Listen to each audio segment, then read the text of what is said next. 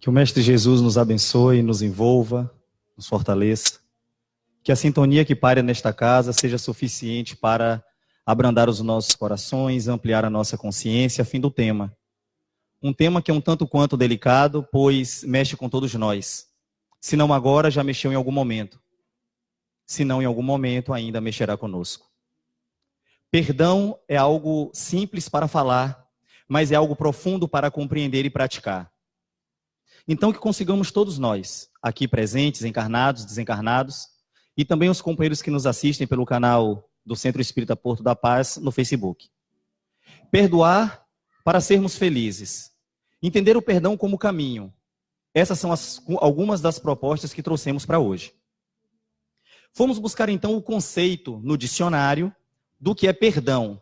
E vamos encontrar lá no dicionário que perdão é indulgência, benevolência. É exatamente essa condição de sermos bons para com os outros.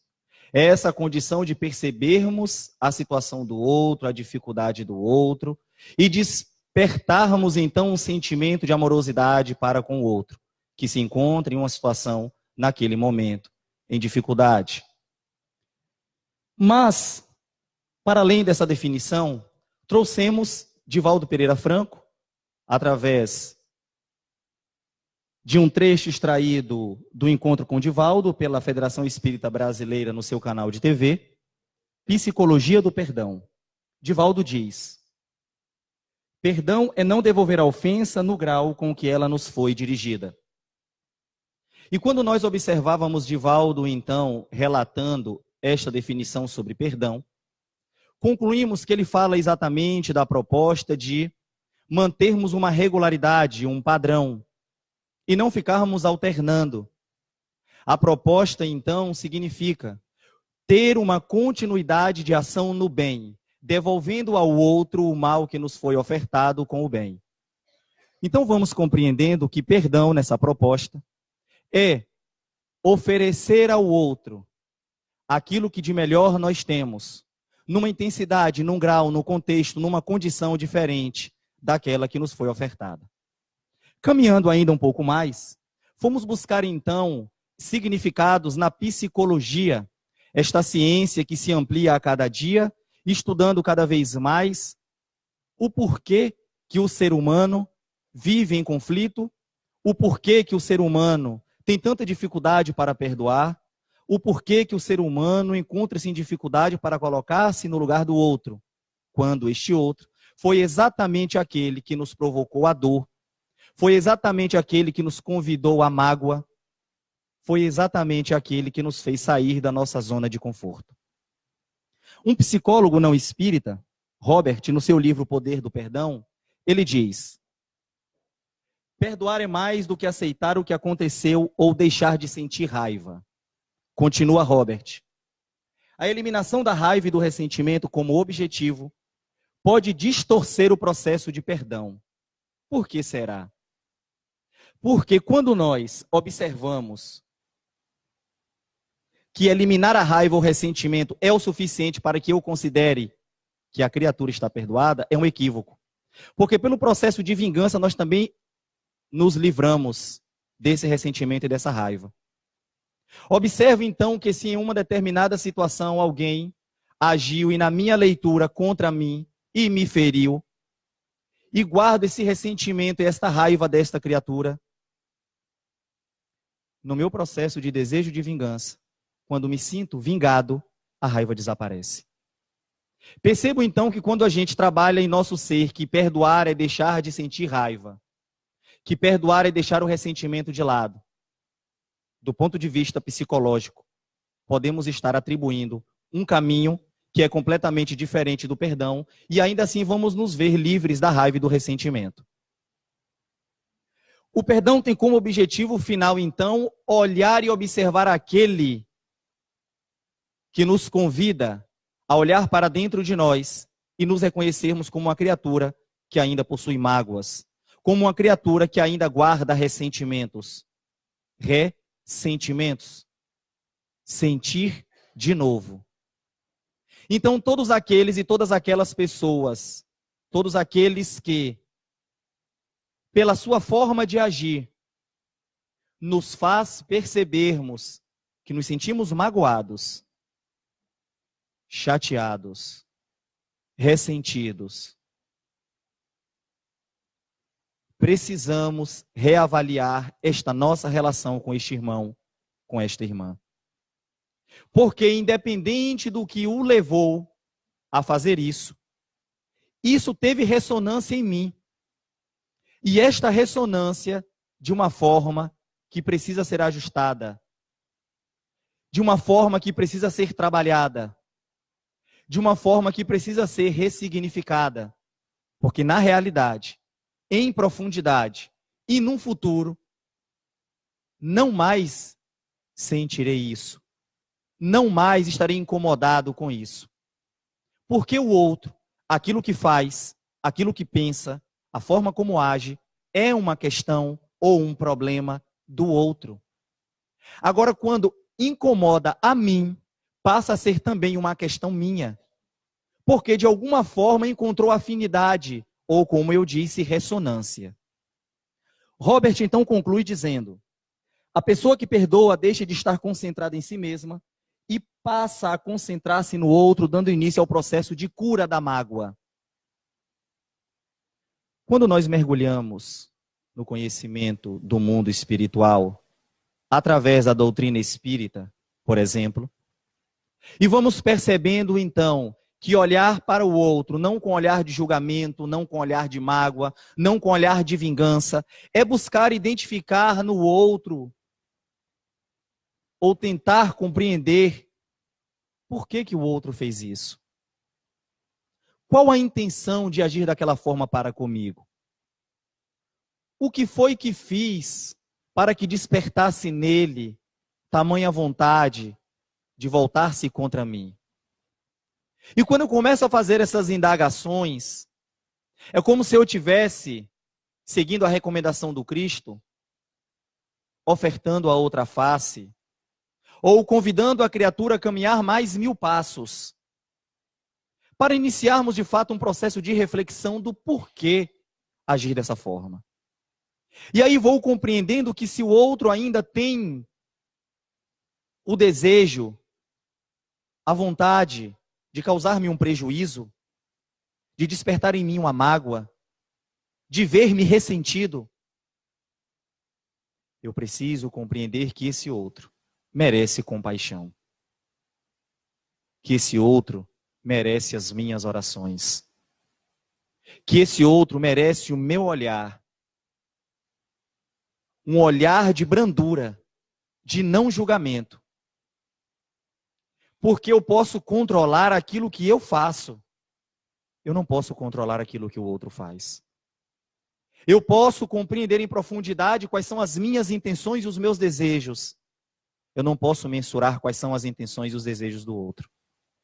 Mas tentando colocar-me no seu lugar, perceberei que naquele momento é digno do nosso olhar misericordioso.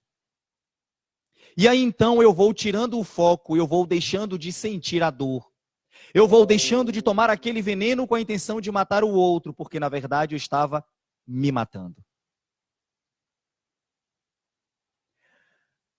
Mas quando não praticamos o perdão, quando não conseguimos compreender a importância de estarmos livres da mágoa, quando temos dificuldade de ofertar o perdão, de pedir perdão, quando temos dificuldade de retomar o caminho enquanto é tempo, isso gera consequências danosas, dolorosas, profundas.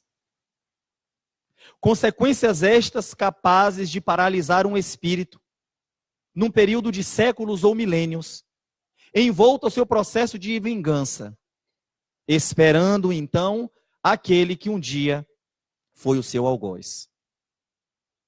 Imaginemos nós, 1000 anos, paralisados no tempo, movimentando em nosso pensamento, em nosso íntimo, um desejo de vingança, deixando para trás toda uma oportunidade de crescimento, de bem-estar, de elevação da alma, de benefício aos outros, de nos colocarmos como trabalhadores nas fileiras do Senhor. Porque mergulhados num só ponto, num só desejo, perdemos tempo. Algumas dessas consequências nós vamos enxergar no corpo físico. Trouxemos aqui algumas definições. Doença, psicossomático e autocura. Doença. Alteração biológica do estado de saúde de um ser manifestada em um conjunto de sintomas perceptíveis ou não. Enfermidade, moléstia, mal. Psicossomático, que pertence ao mesmo tempo ao orgânico e ao psíquico. E autocura. Autocura é uma fase aplicada nesse processo de recuperação, em geral, de distúrbios psicológicos, traumas, dentre outros, motivado pelo paciente e muitas vezes de forma inconsciente. Chega um momento que, de tanto sentirmos dor, algo dentro de nós diz: basta, preciso buscar uma saída. Não aguento mais, não suporto mais. Nesse exato momento, inicia em nossas vidas o processo de autocura. Porque para nós basta, para nós chega, para nós foi suficiente toda a dor sentida e vivenciada até aqui. A grande questão é que quando a dor chega para nós, principalmente no âmbito físico, isso é resultado já de um desequilíbrio emocional, psicológico. Isso é resultado de um desequilíbrio de emoções, de sentimentos, de cargas e descargas eletromagnéticas, numa estrutura orgânica que é limitada. E segundo Joana de Ângeles, essas reiteradas descargas comprometem a estrutura orgânica e nós sofremos pela dor física, por essa moléstia, por esse mal. Quando falamos de doença psicossomática, é porque ela desenvolve seu princípio na mente, o que leva os pacientes à procura, então, de um psicólogo, de um terapeuta, um psicanalista, um psicoterapeuta. Por quê? Porque inicialmente é uma mágoa, é um ressentimento, é uma insatisfação. Mas a gente não chega para aquela pessoa para resolver. E todas as vezes que nós estamos em contato com esta pessoa, aquela lembrança retorna. Porque uma vez que não estamos desmemoriados, é uma das funções cerebrais trazer à tona aquilo que foi vivenciado por nós. E segundo o nosso julgamento, aquilo ainda é importante para nós. Então nós lembramos, e quando lembramos, sentimos. Mais uma vez, a gente não dialoga com aquele suposto desafeto. O tempo passa. As lembranças perduram. As situações nos trazem à tona novas lembranças. E cada vez mais isso vai ganhando campo em nossa mente. Vamos acumulando e não vamos esvaziando. Chega um momento que nós começamos a perceber, ou não, mas é percebido pelos outros, uma alteração de comportamento, uma alteração no nosso falar, uma alteração nas nossas gesticulações, uma impaciência, uma intranquilidade, um nervosismo aparente. E nós começamos a conciliar essas alterações com algo, por exemplo, que não deu certo no trabalho, com um desentendimento na família. Desentendimento esse que, quando vamos analisar, como diz o Evangelho, era tão banal, que não era suficiente para alterar o nosso humor. Mas ainda assim altera. Porque estamos somando. Percebendo seu corpo manifestar dores, feridas, descontroles e descompensações orgânicas, sofremos. A criatura sofre. Quanto mais fechada ela é, menos ela vai, então, manifestar o que pensa e o que sente para os outros. Quanto mais achando autossuficiente de si, ela se encontra, mais ela se distancia do remédio, da solução. Mais ela sofre, mais ela sente dor, mais a mágoa aumenta, porque ela começa a atribuir todas essas dificuldades àquela criatura, naquele dia, por aquele fato. Nesse momento, ela se coloca na condição de vítima. Joana de Ângeles, no livro Autodescobrimento, através de Divaldo Pereira Franco, vem nos dizer: o ser humano é um conjunto harmônico de energias, constituído de espírito e matéria, mente e perispírito, emoção e corpo físico que interagem num fluxo contínuo, onde um exerce influência sobre o outro.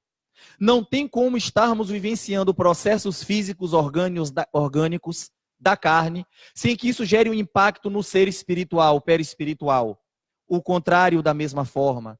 Não tem como atribuirmos um processo à mente, ao espírito, e isso não ter impactos no nosso corpo físico, no perispírito. Qualquer ocorrência em um desses reflete no seu correspondente, gerando, quando for ação perturbadora, distúrbios, que se transformam em doenças, e que, para serem retificadas, exigem renovação e reequilíbrio, exatamente naquele ponto onde a predisposição se encontrava para que a doença pudesse se manifestar. André Luiz vem nos dizer exatamente isso. Todos nós reencarnamos com uma predisposição na nossa condição genética. E é exatamente pelo processo do sentimento que estes pontos afloram e manifestam-se as doenças. Daí percebermos que a água fluidificada é importante, o passe é importante, o atendimento fraterno é importante, as ações no bem são importantes, o estudo da doutrina espírita é importante. Porém, se não pegarmos todos esses elementos e olharmos para dentro de nós como transformação pessoal, nós não estamos fazendo o dever de casa. Principalmente no que tange a parte do conhecimento. Quanto mais nós adentramos no conhecimento do mundo espiritual sobre quem somos e as consequências de todas essas relações, portanto, quanto mais nos debruçarmos no estudo da doutrina espírita, mas não encontrarmos ou não desejarmos colocar isso em nosso dia a dia, continuaremos a encontrar barreiras no campo emocional. E ao encontrarmos barreiras no campo emocional, sentimental, afetivo, de relação, nós vamos adoecer. Na prática ou no dia a dia, ainda nos diz Joana, determinadas emoções fortes, como por exemplo o medo, a cólera, a agressividade, o ciúme, provocam uma alta descarga de adrenalina na corrente sanguínea. Esse processo vai se repetindo, por exemplo, com o tempo. Estamos acometidos de uma diabetes, de uma hipertensão, de uma artrite, de uma artrose, ou de qualquer outra doença, segundo aquela predisposição que falávamos anteriormente. Em razão da desarmonia entre o espiritual e material, desajustam-se os núcleos de energia, facultando os processos orgânicos degenerativos, provocados por vírus e bactérias que neles se instalam. E aí, nesse momento, a gente diz, preciso procurar um centro espírita porque não estou bem. Já fui ao médico, muitos medicamentos, exames, isso e aquilo, e eu continuo do mesmo jeito. Deve ser um processo espiritual, e é do espírito encarnado. É um processo nosso, é um problema nosso. Mas a gente fica pensando, e as influências espirituais? Chegaremos nos processos obsessivos pelo não perdão. Daqui a pouquinho chegaremos lá. Chegamos. Perdão e obsessão. Foi daqui a pouquinho mesmo. A obsessão é um mal epidêmico que afeta a humanidade desde os tempos imemoriais. Decorre da imperfeição moral do ser humano, da mesma forma que as doenças resultam das imperfeições físicas. Está lá no livro A Gênese. O que isso quer dizer? Que da mesma forma que as imperfeições físicas geram doenças, quando não alimentamos da forma adequada, quando vivemos uma vida sedentária, quando precisamos cuidar da estrutura orgânica física e não fazemos, isso nos traz doenças. Assim também, quando não cuidamos da nossa condição espiritual, moral, quando, por exemplo, pelo não perdão, nós adoecemos. Adoecemos de que forma? Emanamos energias, realizamos formas de pensamento ou ideoplastia, se assim preferirmos, e os espíritos vão captando. Nossas ondas vibracionais vão deixando rastros para os espíritos que identificam-se conosco. Alguns nos reconhecem como aqueles do passado, que agora irão cobrar a dívida. Outros, quando nada do passado tivemos, mas percebem por afinidade que estar conosco nesse processo vibracional é prazeroso para eles. E aí, mais uma vez, se vinculam. Esses são alguns dos processos no quais os espíritos se vinculam a nós. E a partir daí, os processos obsessivos acontecem. A obsessão como aquele processo contínuo. Muitas vezes não com a tentativa de nos causar o mal, mas com a tentativa de manterem-se vinculados a nós pela nossa condição, pelo nosso padrão energético, pela nossa condição moral, pela forma como nós pensamos, sentimos, pela forma como nós olhamos o outro e emitimos os nossos julgamentos, pela forma como nós nos manifestamos como criaturas preconceituosas. Tudo isso, para muitos espíritos, torna-se conveniente. Um verdadeiro ponto de apoio para a zona de conforto. E aí, no momento em que nós tentamos sair dessa condição, estamos mexendo com a zona de conforto deles. Eles vão tentar nos manter assim. Essas são umas das formas dos processos obsessivos. Pela ausência do perdão se adoece. Pela ausência do perdão, reconhece a necessidade de melhoria da criatura. Seja do corpo, seja da alma, o espírito encontra-se doente. Jesus já dizia, não vim para os sãos, mas para os doentes. Doentes da alma. Não necessariamente para o doente do corpo. Mas por que Jesus então ajudou muitos doentes do corpo? Por uma série de fatores e por várias propostas. Mas todas elas havia por detrás um doente da alma. E é isso que precisamos compreender. Quando procuramos uma instituição espírita, na busca pela cura, que esta cura seja para nós a cura do espírito. Que esta cura para nós seja a cura da ignorância. Que esta cura para nós seja a elevação da nossa moral. Da nossa condição espiritual. Que essa seja a cura que possamos diariamente buscar nos centros espíritas. Toda imperfeição moral torna o espírito passível de obsessões. Coração e Vida é um livro de Francisco Cândido Xavier, psicografado, no qual Maria Dolores traz muitas mensagens.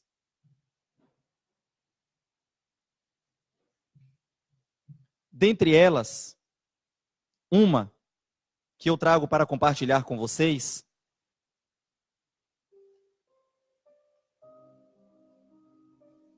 intitulada Amor e Perdão. Jesus, no contato com Madalena, trava o seguinte diálogo. Senhor, onde estiverdes? Mas Jesus respondeu, não, Maria, não fui ainda ao alto, nem me elevei sequer um palmo à luz do firmamento. Quem ama não consegue achar o céu de um salto. Ao invés de subir aos altos esplendores, desci, mas desci muito aos reinos inferiores. Despertando do túmulo, escutei os gritos de aflição de alguém que muito amei e que muito amo ainda. Embora visse além a luz sempre mais linda, sentia nesse alguém um amado companheiro, em crises de tristeza e de loucura. Fui à sombra abismal para a grande procura, e ao reencontrá-lo amargurado e louco, a ponto de não mais me conhecer, demorei-me a afagá-lo, e pouco a pouco, consegui que ele, enfim, pudesse adormecer. Senhor? Interrogou Madalena. Quem é o amigo que te fez descer antes de procurar a luz do Pai? Mas Jesus replicou em voz clara e serena. Maria, um amigo não esquece a dor de outro amigo que cai.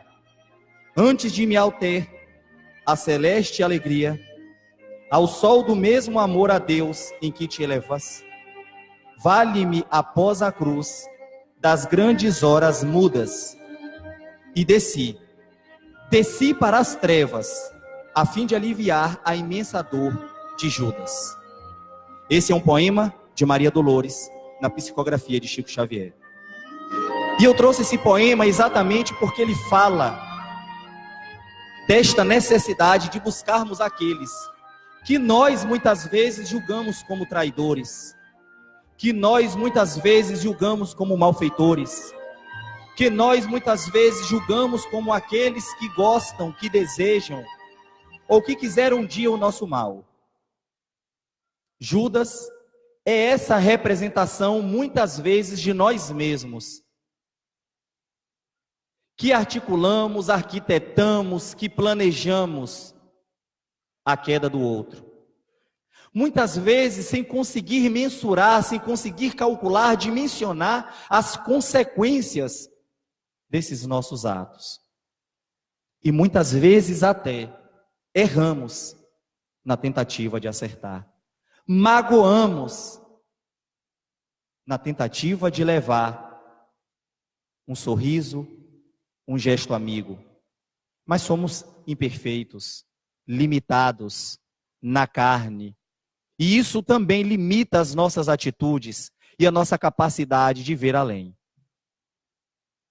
Trago uma imagem pela luminosidade do espaço, mas não tem problema. Jesus entre Pedro e Judas.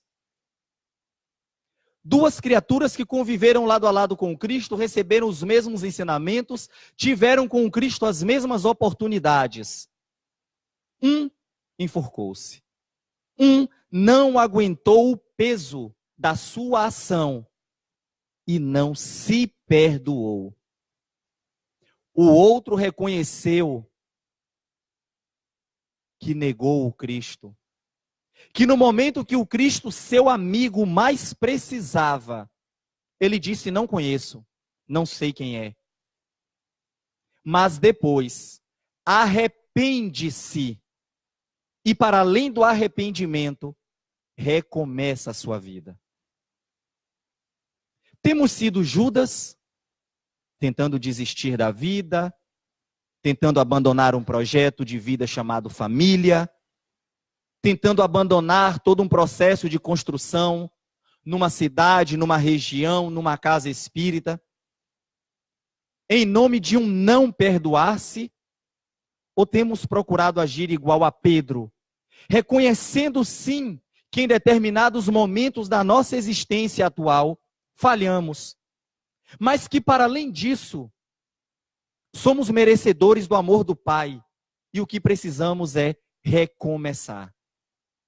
Temos feito essa reflexão, porque o Cristo nos convida todos os dias a um recomeço, todos os dias a fazermos diferente aquilo que já conhecemos que precisa ser feito.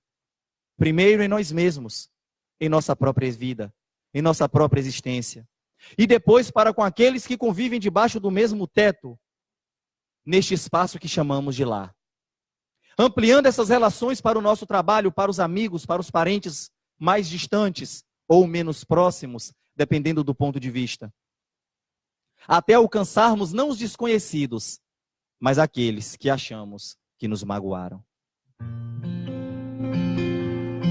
A começar em mim é uma música do Vocal Livre, que eu trago um trecho para a nossa reflexão. Quem quiser cantar e souber, fique à vontade.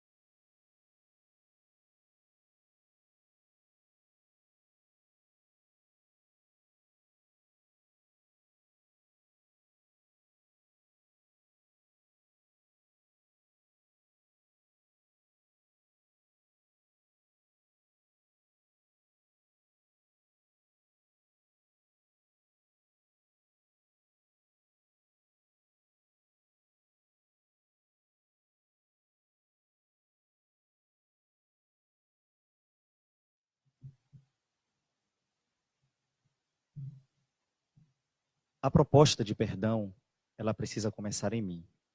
Primeiro eu preciso me perdoar. E me perdoar é exatamente reconhecer que eu estou me dando uma nova oportunidade. Me perdoar é perceber que eu preciso recomeçar.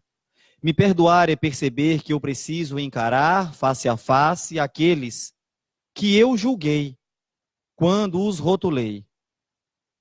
Quando fiz nesse pré-julgamento tentativas de esquivar-me da minha responsabilidade como cristão, de devolver o suposto mal com o bem. Me perdoar me reconhecendo como filho de Deus. Me perdoar percebendo que eu não galgarei grandes conquistas da alma se eu não tiver realizado aqui todas as diferenças. Realizado no sentido de sanado todas as diferenças com meu irmão. E Mateus diz isso no capítulo 5, versos 26, atribuindo a Jesus a seguinte frase: em verdade te digo que de maneira nenhuma sairás dali até que tenha pago o último ceitil. Quanto tempo mais vamos ficar utilizando das muletas, levando desculpas, apontando os outros como responsáveis pela nossa dor? Quanto tempo mais vamos nos privar do sorriso do outro? Quanto tempo mais vamos nos privar da convivência harmônica com o outro? Porque se o outro não deseja aproximar-se de nós, nós também, pelo orgulho, não desejamos nos aproximarmos dele. Quanto tempo mais? E quanto tempo mais durar, mais estaremos presos e não sairemos dali até que tenhamos resolvido todas as nossas questões. Joana, então, diz: a oportuna referência tem um caráter terapêutico, lecionando o que se faz necessária para a paz íntima, a reconciliação com o adversário, transformando hábitos doentios perturbadores em agentes de progresso e de renovação, mediante os quais instalam-se o equilíbrio, o bem-estar, a saúde, o reino dos céus na terra. Eu preciso me sentir em paz.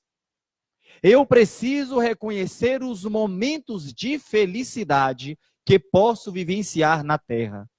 Eu preciso reconhecer os momentos que me encontro no céu e não no inferno. Nesse estado de consciência que é céu e inferno. Para isso, eu preciso estar leve comigo mesmo. Eu preciso olhar o outro e ter uma relação harmônica, no mínimo, respeitável com o outro. Joana também vem nos dizer que esta tarefa, este exercício de conviver com o outro, primeiro pelo princípio do respeito. Essa respeitabilidade que rege as relações precisa ser um esforço. Com o tempo, será mais tranquilo e no final será prazeroso. Porque esquecer do mal jamais esqueceremos. Porém, o esquecimento do mal realizado não é o esquecimento do mal em si, mas é o esquecimento da mágoa que tínhamos. É o esquecimento da dor que causava. E com o passar dos anos, vamos junto com esta pessoa lembrar do passado, darmos boas risadas, porque esquecemos de fato da mágoa, porque esquecemos de fato da crise, do conflito. E aí teremos evoluído um pouco mais, porque o perdão é para aquelas almas que estão ainda na busca por um nível evolutivo maior. Porque quando atingirmos determinado patamar evolutivo, não mais perdoaremos. Porque não mais sentiremos a necessidade de perdoar. Porque não mais sentiremos mágoa. Porque não mais haverá em nós desejo de vingança. Porque nada dentro de nós machucará a nós mesmos. E aí o nosso pedido para vocês é: não se ausente de você. Não se ausente da oportunidade da reconciliação. Não se ausente da oportunidade de ter uma vida mais leve. Não se ausente da oportunidade de estender a mão àquele que um dia até, em níveis mais dramáticos ou drásticos, desejou a sua morte. não se furte dessa oportunidade de servir como um cristão. Não se furte da oportunidade de manifestar o amor divino através de você. Não nos esqueçamos de nós. Com muita alegria, retorno a esta casa, grato pela oportunidade. Que consigamos sair na noite de hoje provocados. Que consigamos sair daqui, ou no final desta transmissão, para aqueles que nos assistem pelo Facebook, provocados a voltar e olhar aqueles, pensar naqueles que ainda geram desconforto e começar a orar por eles e orar por nós, por mim e por eles, rogando ao Pai que interceda nesta relação e que tão cedo consigamos ter novas oportunidades de estarmos juntos e, estando juntos, possamos aproveitar ao máximo. Muita paz para todos.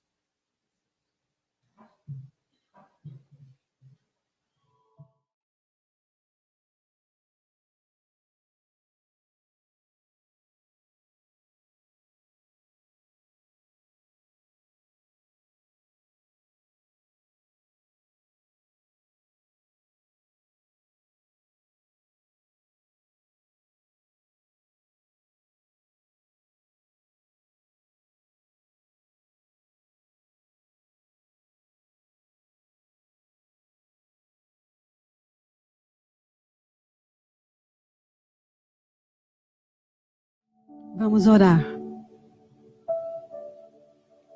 Deus de amor, que a tua luz e a tua bondade infinita possa estar nos alcançando nesse momento, tocando-nos naquele ponto em que nós mais necessitamos.